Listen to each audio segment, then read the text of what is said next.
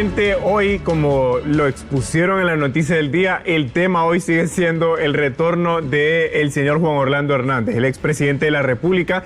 Y ayer analizamos lo que implicaba el retorno del expresidente hasta llegar al día de ayer con su retorno. Pero hoy entonces... que se quite la ardillita que está atrás allá.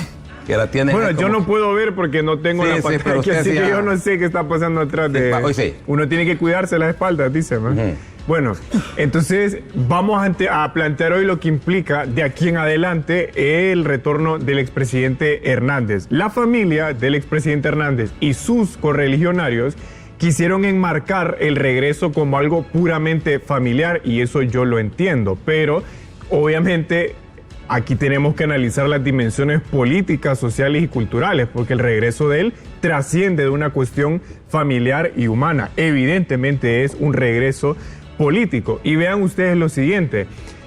El año pasado, de hecho, yo creo que ustedes lo mencionaron hace rato, don Eduardo y Cecia, aquí casi no hubo concentraciones políticas. De hecho, Libre tuvo la mayor parte de concentraciones políticas. En pantalla ustedes ven una de las que tuvo la señora Rixi Moncada, la ex candidata presidencial.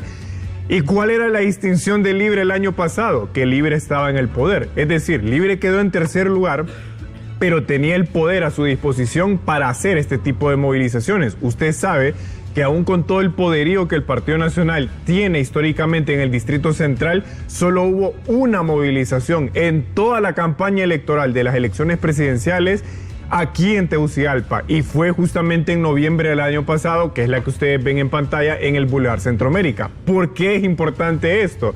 Porque cuando un partido está en el poder es que tiene todos los recursos, aun cuando tal vez no tenga realmente el respaldo popular, pero tiene los recursos a la mano para poder hacer este tipo de concentraciones. Y justo ayer, antes de que aterrizara el expresidente Hernández, mostramos esta imagen. Y yo les dije que él venía a hacer política de entrada, solo con la forma en que venía vestido.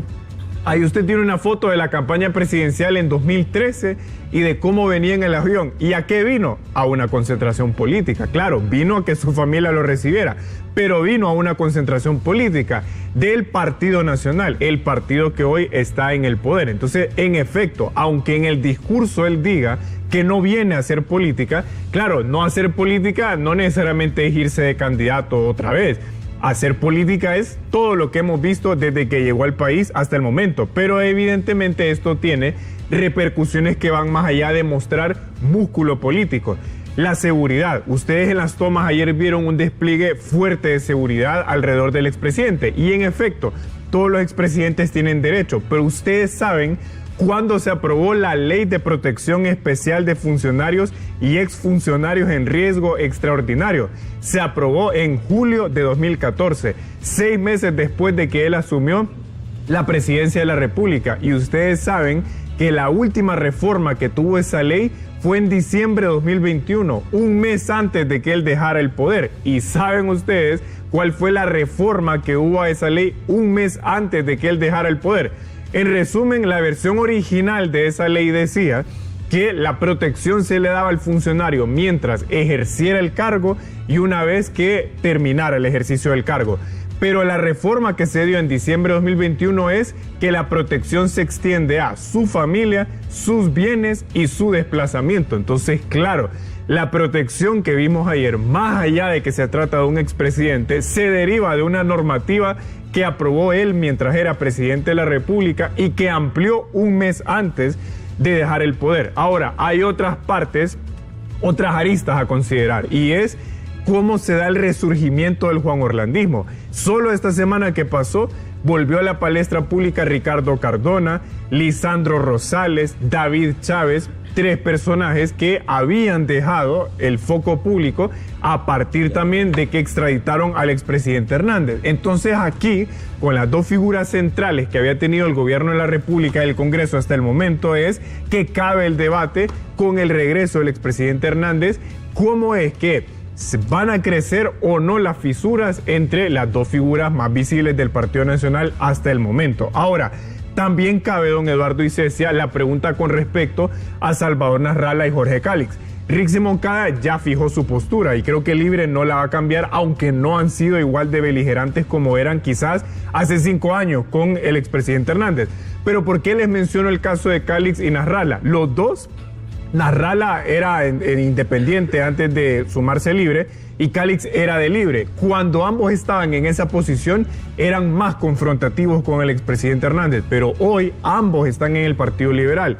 Uno siendo el interlocutor del Partido Nacional en el Congreso Nacional y otro, pues no sabemos si todavía con aspiraciones presidenciales dentro del Partido Liberal. Eso quiere decir que al estar dentro del bipartidismo ya cambia la forma en que pueden llegar a interactuar con el Partido Nacional y entre ellos con el expresidente Hernández. Ahora, todo esto que acabamos de explicar, el tema de la seguridad, el músculo político del Partido Nacional, el hecho de que está en el poder, que figuras del gobierno han salido a respaldar al expresidente Hernández, yo sí creo que supone una presión al Ministerio Público y al Poder Judicial, porque no es lo mismo que venga alguien que viene de estar condenado, indultado, etcétera, y que regrese como una persona más, a que regrese con el músculo político que pues demostró ayer el Partido Nacional por medio de él. Y cierro con esto.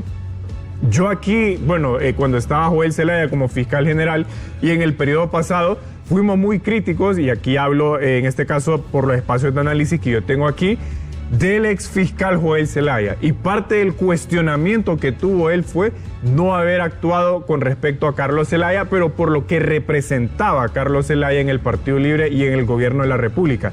Yo creo, don Eduardo Icesia, que de aquí en adelante el expresidente Hernández es para el actual fiscal general lo que Carlos Zelaya fue para Joel Zelaya. Es decir, que en la medida en que no haya futuras acciones más allá del caso Pandora 2 en contra del expresidente Hernández, ese cuestionamiento va a caer sobre el fiscal general y lo que implica por la forma en que llegó al cargo, como también cayó en su momento el caso de Carlos Zelaya con respecto a Joel Zelaya.